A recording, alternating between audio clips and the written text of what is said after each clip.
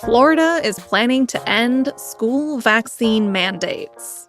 That's where we're starting the 7 from the Washington Post. I'm Hannah Jewell. It's Thursday, September 4th. Let's get you caught up with today's 7 stories.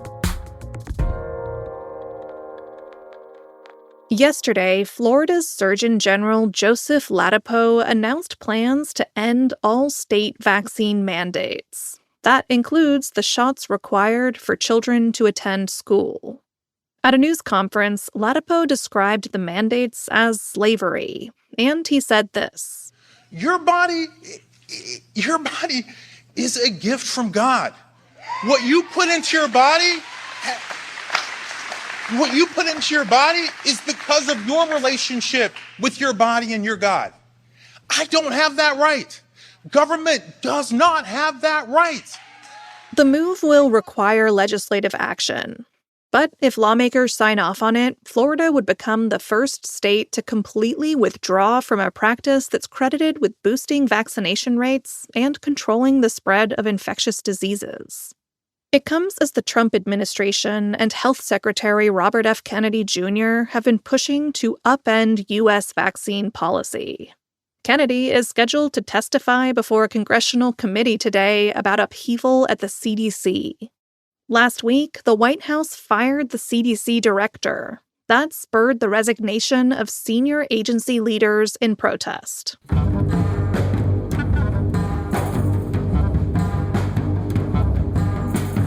A judge ruled that the Trump administration cannot withhold funding from Harvard. That's number 2. Let's recap this one. Months ago, the Trump administration accused Harvard of allowing anti-Semitism to flourish on campus. Officials made demands for change at the university, demands that Harvard leaders rejected. The government then decided to withhold billions of dollars in federal funding from the country's oldest university. So Harvard sued.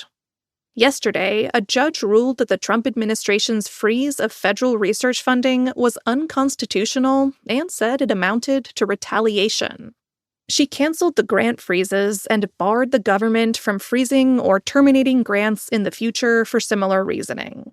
The ruling is likely to be appealed by the government.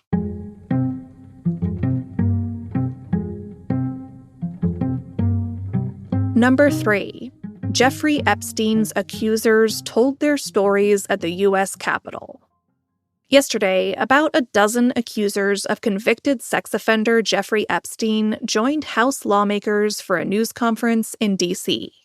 Together, they are pushing for the Justice Department to release all of its files related to its investigations into Epstein. In emotional testimony before a crowd of hundreds of people, the women recounted how they were lured as teenagers into an elaborate sex trafficking operation run by Epstein. This is Liz Stein. She said she was 21 years old when she met Jeffrey Epstein and his associate, Ghislaine Maxwell. I was once bright, fun, outgoing, and kind. I loved people, and people genuinely enjoyed being around me. But after meeting Jeffrey Epstein and Ghislaine Maxwell, it felt like someone shut off the lights to my soul. Some of the victims said they would be compiling their own list of Epstein's clients and associates who they encountered in his orbit. President Trump has repeatedly urged people to move on from the matter.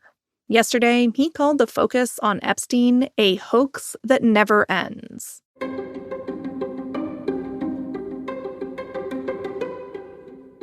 Number 4. Texas passed a bill to allow people to sue abortion pill prescribers. The sweeping new legislation was passed by the Texas Senate yesterday. It allows private citizens to sue companies and individuals who manufacture or distribute abortion pills to patients in Texas. Winning plaintiffs would get a minimum of $100,000 in damages. The measure is intended to stop the flow of pills from blue states. In 8 Democratic-led states, abortion providers can prescribe and mail abortion pills to patients across the country under SHIELD laws. Those are designed to give them legal cover from out-of-state prosecution. But under this new Texas bill, doctors, drug distributors, and even package delivery services could be targeted with lawsuits. The measure is expected to be signed by Governor Greg Abbott. A hot mic captured Vladimir Putin and Xi Jinping discussing immortality. That's our fifth story. The Russian president and Chinese leader attended a military parade in Beijing yesterday. China was showing off its advanced new weapons. But a fascinating conversation between the leaders about living forever has captured just as much attention after it was caught on a hot mic. Through their interpreters, Xi said, "In the past, people rarely lived to be 70, but today they say that at 70, you're still a child." Putin, through a Chinese translator, responded, "People can keep getting organ transplants."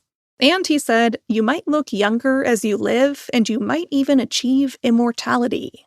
Xi then said, "Some predict that in this century, humans may live up to 150 years. And then they shared a little chuckle.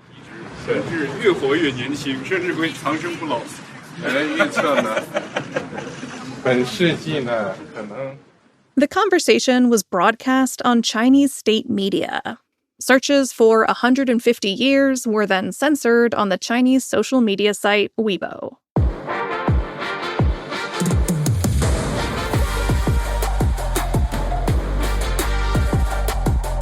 Number 6.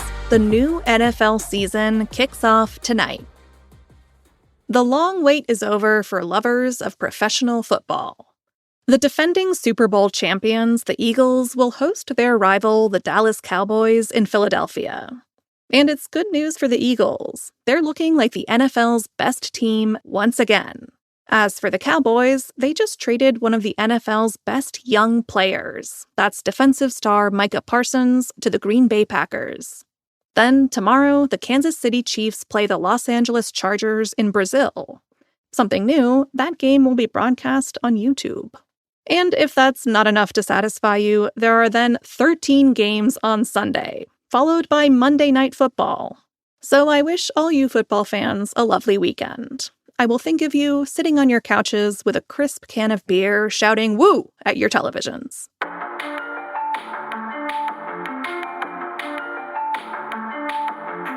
And at number 7, you should avoid spending so much time on the toilet scrolling your phone. Phones are now a bathroom companion for most people. A 2022 study found that 65% of Americans said they use their phones on the toilet. But according to a new study, that is linked to a health risk: hemorrhoids. The study found that smartphone users spend significantly more time on the toilet than others. Researchers said the distraction leads to longer toilet sessions. And that, dear listeners, leads to the increased risk of hemorrhoids. One expert recommends her patients spend only 5 to 10 minutes on the toilet and avoid bringing their cell phones into the bathroom. So, by my calculations, the 7 podcast is the perfect length to entertain you for one toilet visit. Don't forget to wash your hands.